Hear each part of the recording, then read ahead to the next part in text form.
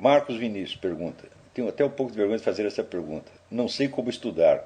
Eu leio o texto e tomo nota de quê? Tenho sempre que tomar nota no nível bem prático. Como é que se estuda? Digo, mas é a coisa mais simples, Marcos Vinícius. Você tem que ver o que você está querendo saber. É?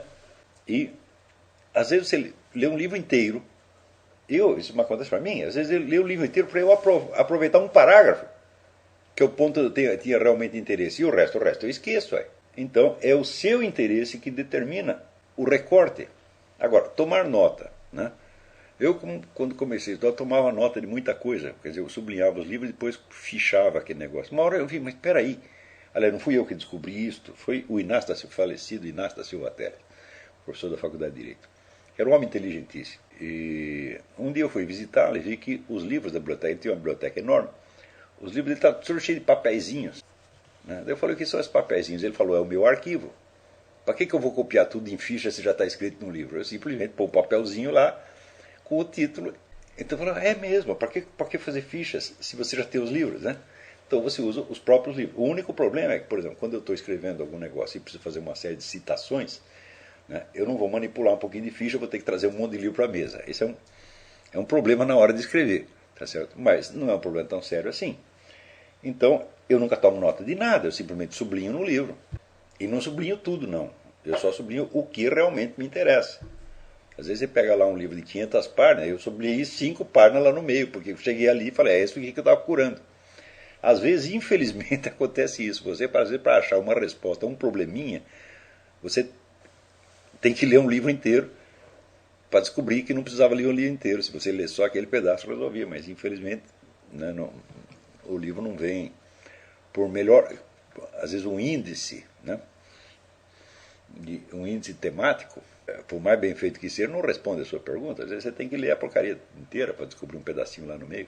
Então é o seu interesse que vai. Não existe técnica de estudo. Isso não existe mesmo. Quer dizer, você tem que criar uma técnica de estudo sua. Quer dizer, mesmo que o que você faz está lhe parecendo absurdo, né, se funciona para você, está bem. Você tem que achar uma técnica sua. Eu tenho a minha. A minha é o seguinte. O meu interesse, a minha pergunta é o que vai selecionar as leituras. Porque a gente não pode ler tudo. Não é isso? E vai selecionar o que eu vou aproveitar de cada livro. Agora, às vezes chegam às suas mãos livros tão interessantes que você vai ler a coisa inteira e vai sublinhar muitos pedaços. Para você fazer o quê? Você fazer um resumo do livro. Então, aí existe uma técnica, que você sublinhar as coisas de modo a que uma coisa emende na outra e as partes sublinhadas formam um texto por si. Então, você pega um livro de 500 páginas e reduz para 30. Daí você memoriza a coisa mais fácil. Eu digo, mas quantos livros merecem ser memorizados desta maneira? Uns poucos. O resto você vai ler só o que lhe interessa. Por exemplo, é bom você ter um faro para você descobrir num livro qual é a parte que te interessa.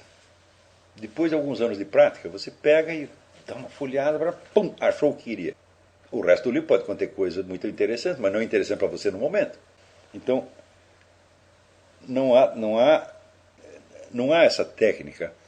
Embora existam muitas técnicas, você pode, por exemplo, o professor Emílio Mirey Lopes, que é um psicólogo espanhol que morou no Brasil um tempo, escreveu um livro sobre a arte de estudar. Tem muitas dicas interessantes, mas você não vai seguir a técnica dele. Você vai aproveitar uma dica ou outra aqui ou acolá.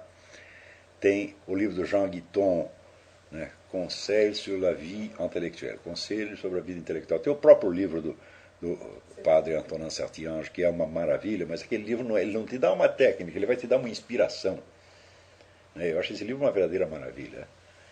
Quer dizer, se você não tem ainda o amor pelos estudos, leia o livro do padre Saint-Ange e você vai ficar apaixonado pela coisa. Né? Isso aconteceu para mim.